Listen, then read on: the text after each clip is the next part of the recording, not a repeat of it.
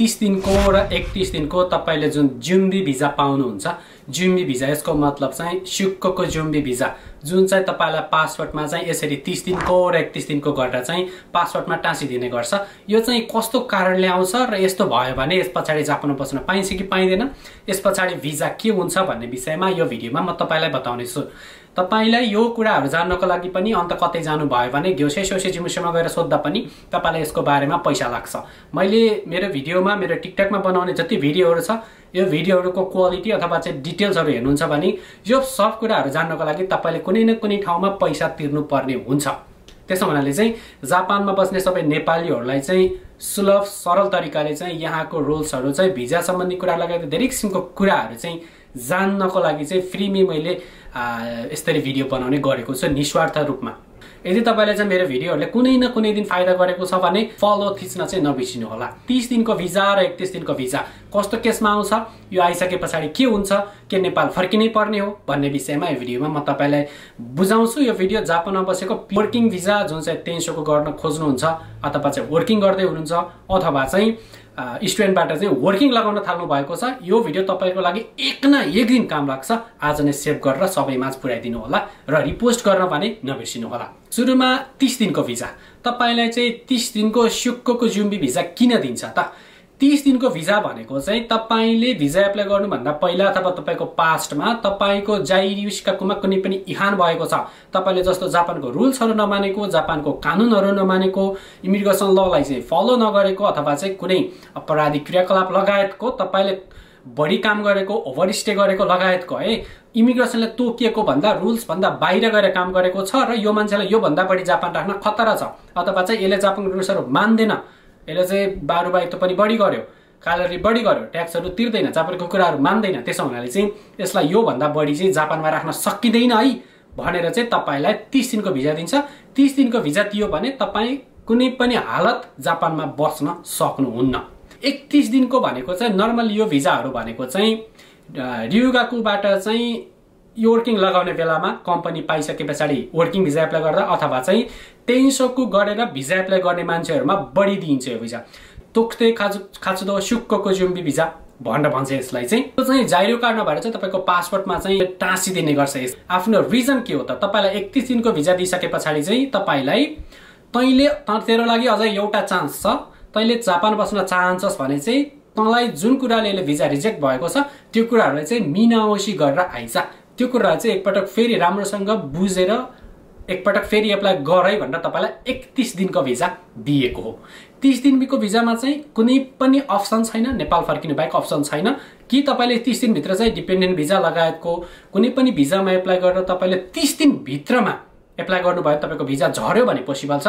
Normally 30 दिन भित्रमा visa झर्ने भन्ने इम्पोसिबल नै हो। र 31 दिनको केसमा पनि कस्तो हुन्छ भने यसमा चाहिँ तोकुरे खिकान भन्ने युज हुन्छ। तोकुरे खिकान भनेको तपाईले तोकुरे खिकान भनेर सिन्से गर्ने चाहिँ होइन। 31 दिनको भिजामा तोकुरे खिकान भनेको चाहिँ 2 महिनासम्मको हुने गर्दछ। 2 महिनाको तोकुरे खिकान भनेको चाहिँ तपाईलाई 31 दिनको भिजा दिइसकेपछि तपाईले 31 दिन भित्रमा चाहिँ साइसिन्से भिजाको लागि रिएप्लाई गर्न सक्नुहुन्छ।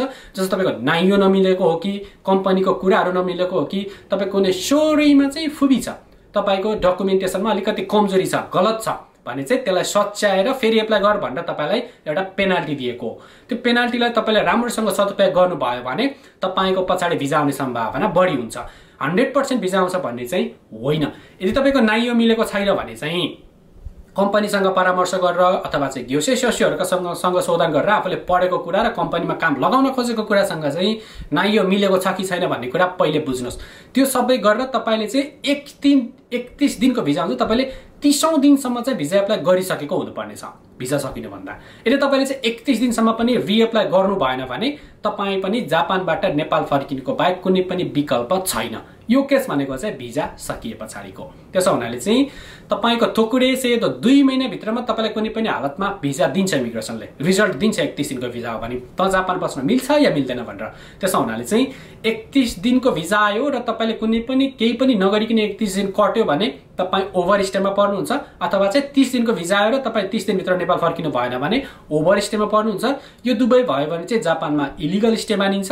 यसको लागि चाहिँ तपाईलाई चाहिँ 300 मायेन बराबरको चाहिँ बाकिन फाइन अथवा चाहिँ 3 वर्षसम्मको जेल अथवा चाहिँ तपाईँ 5 वर्षदेखि 10 वर्षसम्म पुनः जापानमा छिर्नको लागि सख्त मनाही गरिन्छ।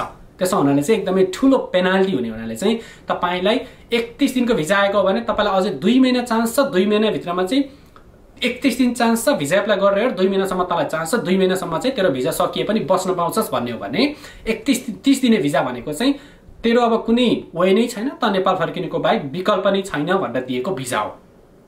त्यसो हुनाले तपाईँ स्टुडेन्टमा हुनुहुन्छ भने, पार्ट टाइम जब गर्दै हुनुहुन्छ भने एकदमै ख्याल गर्नु होला। अहिले यस्तो केसहरू धेरै आउँछ, कतै हल्लादङ्गा गर्ने, कुनै इलिगल कामहरू गर्ने, अपराधिक क्रियाकलापहरू काम गर्ने, जापानको रुल्सहरूभन्दा बाहिर जाने, तपाईँको सानो न्युजमै आउने खालको कामहरू गर्नुहुन्छ भने तपाईँका लागि धेरै नै खतरा हुनसक्छ। विदेशीहरू धेरै भएको हुनाले अब चाहिँ तोक्ते काचुदो सुक्कोको जुम्बी भिजा दिनको लागि इमिग्रेसनले हिचकिच गर्दैन जस्तो लाग्छ। त्यसो हुनाले चाहिँ यदि तपाईँ जापानमा 30 दिनको भिजा आयो भने के गर्ने र 31 दिनको भिजा आयो भने के गर्ने भन्ने विषयमा मैले भनिहालेँ। 31 दिनको भिजा आयो भने चाहिँ 31 दिन कट्नुभन्दा पहिले नै भिजा सिन्से गर्नु भने तपाईँले 2 महिनासम्म जापानमा बस्न सक्नुहुन्छ। यसको मतलब चाहिँ रिजल्ट आउँदासम्म जापानमा बस्नुहुन्छ। 30 दिने भिजा आयो भने चाहिँ तपाईँ जापान बस्न पाउनुहुन्न। 30 दिनभित्र जापानबाट फर्किहाल्नु भयो भने चाहिँ तपाईँले पुनः जापानमा रिएप्लाई गरेर अथवा अरू भिजाबाट चाहिँ सिओ एप्लाई गरेर जापान फर्किने चान्स हुन्छ।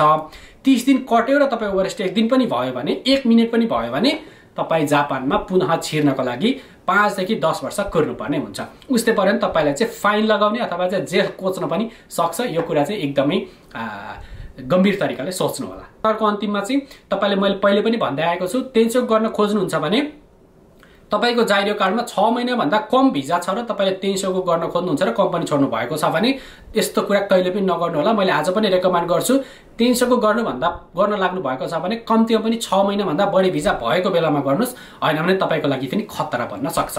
जापानमा यस्तै खालको भिडियोहरु चाहिन्छ भने चाहिँ यो आइडियालाई फलो गर्नु होला, भिडियोलाई रिपोस्ट गर्न सक्नुहुन्छ। Thank you.